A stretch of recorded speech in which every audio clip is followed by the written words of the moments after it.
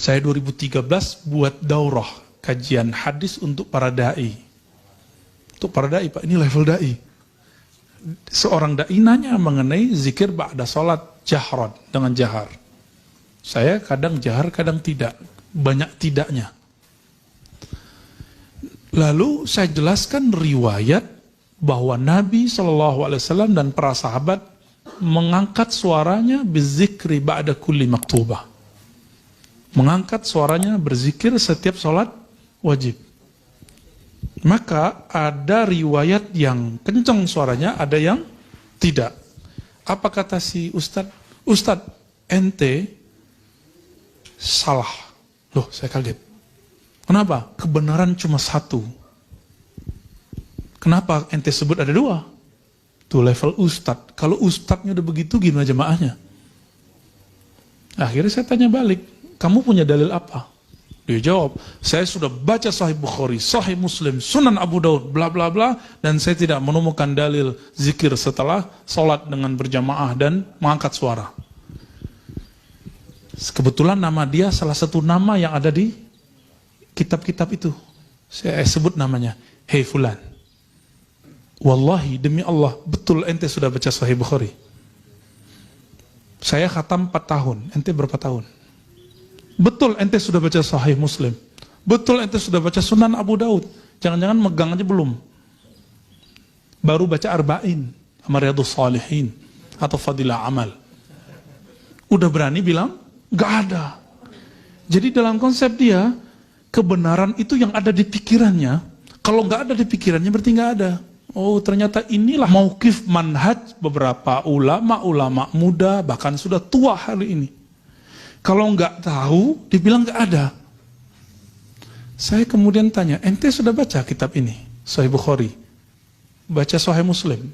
Kita sebutin riwayat Ibnu Abbas, Abu Sa'id Al-Khudri, Abu Hurairah, pusing dia. Pusing dia. Kita suruh ulang yang pertama aja dia nggak hafal. Akhirnya kita tanya balik, ada toh? Berarti ente bohong. Saya nggak bilang gitu. Dalam hati saya ngomong, ente bohong. Katanya udah baca Sahih Bukhari, covernya paling gitu ya. Mau ngejek itu kan gak enak, mempermalukan orang depan. Ya. Jadi ketika ada yang benar, menurut kita itu belum tentu benar menurut Allah. Benaran menurut kita sebut tepat. Ketepatan orang yang baru ngaji 5 tahun beda gak yang udah ngaji 10 tahun? Ketepatan orang baru hijrah kemarin sore dengan orang hijrah dari dia kecil, kalau saya nggak perlu hijrah, saya nggak kemana-mana kok. Ya, saya dari dulu udah ikut aliran-aliran, Pak. Dari awal saya ngaji, saya pertama ikut kajian di kampung saya, bersanad Qur'annya ke Rasulullah, fikihnya bersanad ke Rasulullah. Terus ikut aliran A, B, C, D, sampai kemudian 10 aliran baru saya masuk ke kampus. Jadi nggak perlu hijrah, karena udah dari kecil hijrah. Kita sudah melakukan itu dari dulu gitu. Sudah hijrah dari dulu. Ketika kita baru ngaji sekian tahun, bacanya cuma 1 jam sehari, lebih banyak buka WA-nya, nonton YouTube-nya, buka TV-nya daripada orang-orang yang membaca. Terus kita bilang, yang aku nggak tahu nggak ada. Pantas nggak? Aku benar, kamu belum tentu benar. Ini bagian akhir jawaban yang Ibu tadi tanya. Sekarang ada gerakan tidak mengkultuskan kiai, bagus. Tapi terjebak kepada mengkultuskan pendapat seorang ustadz atau sekian ustadz atau sekelompok ustadz. Sehingga muncul satu kaidah.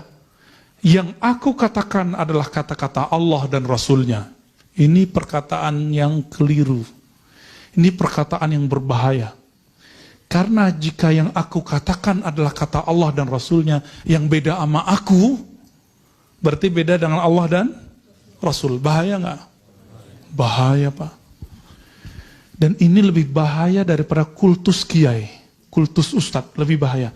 Kultus ustadz, mati ustadznya beres. Ustadznya salah, ditinggalin jamaahnya. Tapi kalau udah kultus pemikiran, antum kritik pemikiran ustadz itu, jamaahnya mulai sorak, ya, mulai kemudian kencang. Apa katanya? Ente menyalahi Allah dan Rasulnya. Manhaj kami manhaj Allah dan Rasulnya. Saya udah usut-usut. Ternyata ini perkataan Khawarij di awal-awal menentang Ali bin Abi Thalib radhiyallahu taala anhu. Apa kata mereka? La hukma illa lillah. Tiada hukum kecuali hukum Allah. Yang kita putuskan ini adalah hukum Allah. Ali bukan melaksanakan hukum Allah, maka Ali kafir. Muawiyah kafir. Kafir. Ujung-ujungnya kafir. Dan ini berbahaya. Jadi tolong jangan kultuskan kiai, jangan kultuskan ustadz plus pemikiran ustadz. Cukup hormati ustadz, hormati pemikiran ustadz. Pemikiran ustadz disebut sawab, bukan hak. Al-haqqu min rabbika. Kebenaran itu mutlak dari Allah, dari langit turun ke bumi. Tapi kalau sawab dari bumi ke bumi. Oke? Jadi tolong jangan kultuskan. Nah itu kata kuncinya. Cukup? Ada lagi? Akikah, bolehkah saya akikah ketika udah gede? Gitu ya, udah meninggal. Kita nggak ketemu dalil yang mendukungnya. Namun yang saya temukan cuma perkataan Ibnu Mubarak mengenai bukan akikah, tapi berkurban. Pada saat berkurban, Abu Hanifah yang pendapatnya mirip dengan Ibnu Mubarak, ulama salaf semua, membolehkan mengakikahkan orang mati atau memberikan kurban untuk orang mati, tapi dengan syarat tidak memakan dagingnya. Kenapa? Karena dihitung sedekah. Memakan sedekah yang telah diberi sama dengan menelan muntah sendiri. Jadi kalau ada yang beramal, misalnya pengen mengikahin ayah ibu, itu amalan ulama salaf. Siapa? Ibnu Mubarak dan Abu Hanifah membolehkannya, tapi dengan syarat apa? Tidak memakannya. Kalau kurban saya boleh ambil nggak? Kalau akikah saya boleh makan nggak? Boleh, kita undang orang makan. Tapi jika itu sedekah, maka dia makruh dimakan. Nih, saya udah kasih antum air nih, terus saya minum lagi. Enggak, itu makruh. Jadi kalau naktir orang, saya bilang, yang aku berikan ke kamu itu takdiran, sedekah, tapi yang aku makan bukan gitu. Kalau enggak nanti kita makan, ya. Atau kita mau makanan, ayo makan apa namanya, jangan bilang ini hadiah buat kalian, terus kita makan.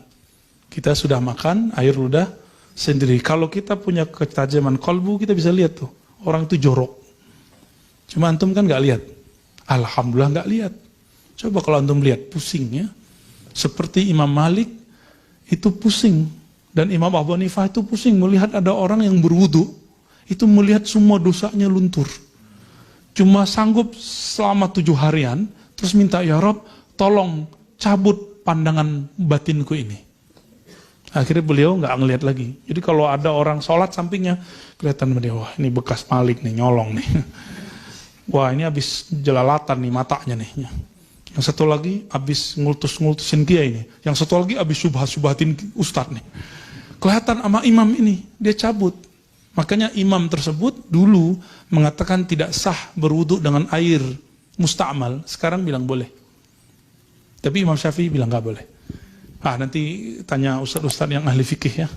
Ustadz ahli fikih Jakarta diundang belum? Kayak Ustadz Sarwat. Udah ya? Nah, itu paling alim sebenarnya bilang fikih. Kalau antum fokus ngomong fikihnya. Jangan ngomong masa lalunya. Kalau ngomong masa lalunya kenceng ya. Baik. Jadi boleh akikah di luar tanggal 7 disebut qadha us-sunnah atau mengqadha amalan-amalan sunnah Nabi. Ya, seperti Nabi pernah mengqadha salatnya.